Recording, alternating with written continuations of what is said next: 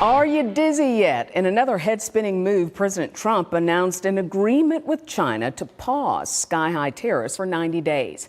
It brings down the U.S. tariff on Chinese goods from 145% to 30%.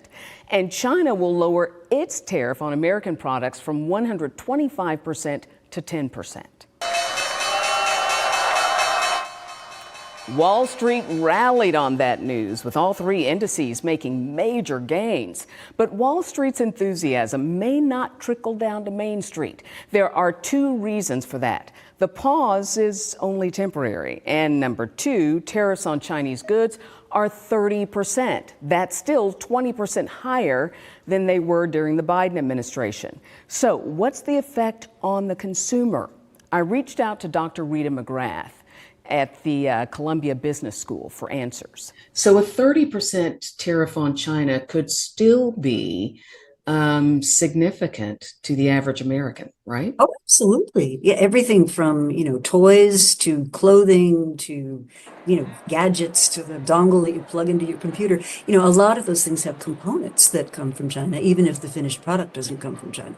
I've had consumers writing me to ask, should I buy Christmas presents now while there is still stock in American warehouses, and so I'm not getting the tariff tax?